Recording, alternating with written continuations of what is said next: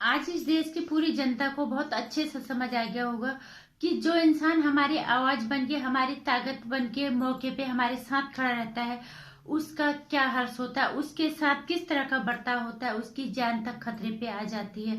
और उन नेताओं को जिन्हें हम चुन के अपनी सुरक्षा के लिए भेजते हैं, संसद तक, विधानसभा तक, और वो मौके पे हमारे साथ विश्वासघात करते हैं। और एक वक्त आएगा, बहुत जल्द आएगा, जब ये नेता अपनी हरकतों से बाज नहीं आए तो बहुत जरूरी हो जाएगा कि लोग वोटों का बहिष्कार करेंगे। अगर हमें सुरक्षा देना तो बहुत दूर की बात है, जो हमारे लिए खड़ा होता है उसकी जान भी खतरे में आ जाती है, तो हम ऐसे नेताओं को चुन के वोट देने जाके अपना समय बर्बाद करेंगे, क्यों अपना मत्था हम खराब करेंगे।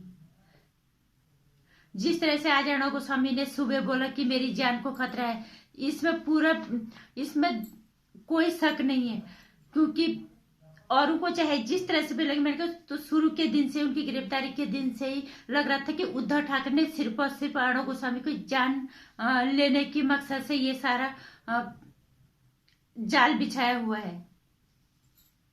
नमस्कार, स्वागत है आपका मेरे चैनल नंदिनी जो मैं हूं नंदिनी। जिस तरह से हमारे देश के हालात आज हो गए हैं, एक जानी मानी हस्ती के साथ इस तरह का बर्ताव हो रहा है, इस तरह का रवैया हो रहा है, तो सोचो हम एक आम आदमी की क्या हैसियत रह जाएगी। आज दीपक चौरसिया जी का भी मैंने ट्वीट पढ़ा था, उन्होंने लिखा था कि टॉप के एडिटरों में आते हैं अर्णव गोस्वामी, उनके साथ इस तरह का बर्ताव, ये शर्मनाक है। और कल को हम भी इस नंबर में आगे नंबर हमारा भी आ सकता है। और फिर एक आम आदमी को तो सोचो, एक आम आदमी की क्या हालत होगी फिर। इसलिए आवाज उठाओ, सिर्फ बड़े लोग ही नहीं, हर इंसान आवाज उठाओ, आवाज में ही ताकत है। लोकतंत्र की हत्या ही नहीं, बहुत बुरी तरह से कुचला जा रहा है, बहुत बुरी तरह से कुचल के मारा जा रहा है लोकतंत्र को।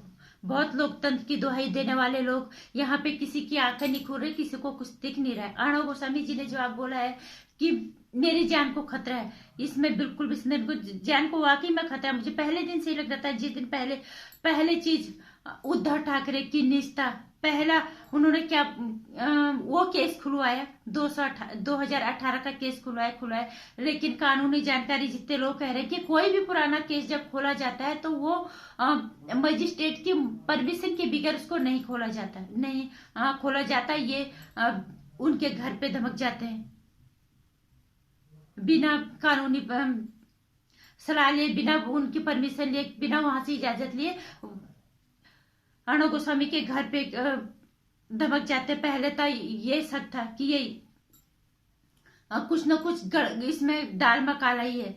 और जब पता चला कि अर्णव गोस्वामी के घर पे एनकाउंटर इंस्पेक्टर को भेजा गया, 47 राइफल AK-47 के साथ, वो भी उस इंस्पेक्टर को जिसे बर्खास्त कर दिया था शायद, और उसे बहाल किया इसी परमवीर सिंह दहिया ने दोबारा, और उसको अर्णव गोस्वामी के घर पे भेजा गया, सिर्फ इसीलिए कि अगर झड़प में कोई गोली चलवा देगा, हम अगर अर्णव को मर जाएगा तो फिर हम बोलेंगे झड़प में मर गया, और वो उसी पे हम इल्जाम डाल देंगे कि वो बात नहीं करा ढंग से, उसने लड़ाई झगड़ा करने की कोशिश की, उसने हाथ पांव मारने की कोशिश की थी। इसीलिए इस उद्धव ठाकरे की मानसिकता को तो हम अब बहुत अच्छे से समझ गए हैं।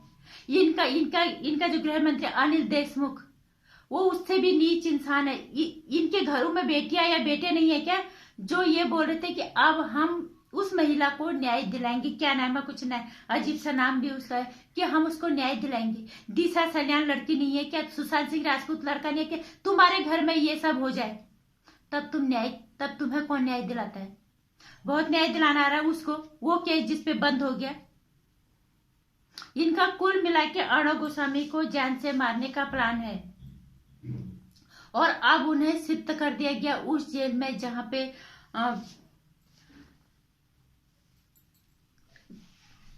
तलोबा जेल कह रहे, दाऊद के सारे जो खुद खतरनाक से खतरनाक खूंखार जो आतंकवादी, वही उसी जेल में है। क्या मतलब बनता है वहां भेजने का, वो आतंकवादी है। जिस तरह से उसके साथ व्यवहार करता है, वो कोई सड़क चाप है कि किसी को भी उठा के तुम ले जा रहे हो और कुछ भी कर रहे हो। अफसोस की बात है, इस देश के नेताओं को शर्म आनी चाहिए। आज इतने बड़ी हस्तियों के साथ जब ये हो रहा है तो हम जैसे लोगों को कौन पूछ रहा है? तो हम क्यों वोट देंगे तुम्हें? क्यों हम अपना समय बर्बाद करेंगे? क्यों हम अपना मत्था खराब करेंगे? इसलिए अगर एक आम आदमी की वोट में इतनी ताकत होती है कि हम सरकार बना सकते हैं, हम सरकार गिरा सकते हैं, तो हम क्यों नहीं किसी के साथ दुर्व्यवहार हो रहा है, किसी के साथ गलत हो रहा है, वो भी वो इंसान जो हमारे लिए ही लड़ रहा है, तो उसके साथ हम क्यों नहीं खड़े होंगे? जो इंसान होगा जिसको अपने घर में दिशा सल्यान, सुशांत सिंह राजपूत दिखेगा, जिसको अपने घर में अर्णव गोस्वामी दिखेगा कि हमारी औलाद के जैसे हैं, वो अर्णव गोस्वामी का साथ देगा। जो इंसान एक लड़की के बलात्कारियों को समर्थन करता है, जो इंसान एक निर्दोष की हत्या करके जिनके हत्याओं को जो लोग समर्थन करेंगे, वो लोग अर्णव गोस्वामी का साथ नहीं देंगे। यह साफ साफ दिख रहा है कि दिल में अंधकार कर रखा है उद्धव ठाकरे ने। इसका टाइम पूरा हो गया। हमारे यहाँ कहते हैं ना, चीटी पे पर लगना, यानी तुम्हारा विनाश का वक्त बहुत नजदीक है और अब तुम देखते जाओ। भगवान न करे अर्णव गोस्वामी को कुछ हो जाए, फिर क्या हाल होता है देश में। तुम प्रार्थना करो कि अब तुम्हें प्रार्थना करनी पड़ेगी कि अर्णव गोस्वामी बाइज्जत बाहर आ जाए और उसको खरोच तक नहीं आनी चाहिए। नहीं तो फिर देश में जो आक्रोश होगा ना, पूरा देश जलेगा। फिर सीए के लिए देश जलाने वाले लोग मर गए हैं आज। किस तरह की घटिया मानसिकता वाले लोग हमारे देश में रहते हैं। दिशा सल्यान उसकी रिश्तेदार नहीं थी। सुशांत सिंह राजपूत उसका रिश्तेदार नहीं था। पालधर साधु उसके रिश्तेदार नहीं थे। हादसा वाले उसके जो भी वो घटनाओं को बोलता है उसके कोई रिश्तेदार नहीं थे। एक पत्रकार होने की जो जिम्मेदारी उसकी है वो उनको निभा रहे थे।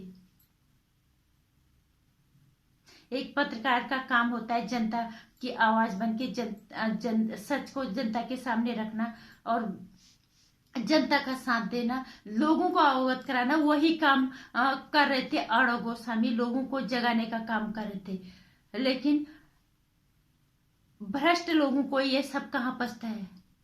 लेकिन जो भी हो, पूरी जनशक्ति को एक होकर हमें अर्णव गोस्वामी जी का साथ देना है, क्योंकि वो कहीं से भी गलत नहीं है। और उद्धव ठाकरे का टाइम अब पूरा हो गया। उस पे तो चीटियों वाले परब लगे। उसका विनाश का वक्त अब बहुत नजदीक है। और अब ये भी याद रखना है कि अब जब भी वोट आए, अगर किसी भी नेता की वजह से किसी नेता ने अगर अर्णव गोस्वामी को का साथ अभी नहीं दिया, अगर उनके समर्थन में कोई नहीं आए, उनके बचाव में कोई नहीं आए, तो हम किसी नेता को वोट नहीं देंगे। हमने जितनों का भी आज तक जिनके भी हम समर्थन में हमने पोस्ट डाले, हमने कैंपेनिंग किया अपने स्तर पे, हम अब उनकी नकारात्मक छवि बनाने की कोशिश करेंगे। शुरुआत तो ऐसी होती है, एक एक वोट से फर्क पड़ता है। 2-4 हजारों को भी हम अगर वो कर लेंगे तो हर वोट, तो फिर देखते हैं कैसे आते हैं दोबारा सरकार में सारे लोग। एक इंसान को सच की राह पे चलने की इस तरह से कीमत चुकानी पड़ रही है, तो इस देश की जनता को जागना पड़ेगा। इस देश के नागरिक को उनके साथ आज खड़ा होना पड़ेगा। तलोबा जेल जहाँ पे खूंखार आतंकी रहते, वहां भेजा गया है। उस इंसान को अच्छाई की कीमत चुका रहा है वो। तो तुम लोगों को अगर अभी भी अक्ल नहीं आई ना, तो फिर कभी नहीं आएगी और फिर तुम्हारे साथ कभी कोई खड़ा नहीं होगा। इस बात को तुम लोग याद रखना। नमस्कार। वीडियो को लाइक कर देना और शेयर कर देना ताकि ज्यादातर लोगों तक पहुंचे, और मेरे चैनल को सब्सक्राइब कर लेना। नमस्कार।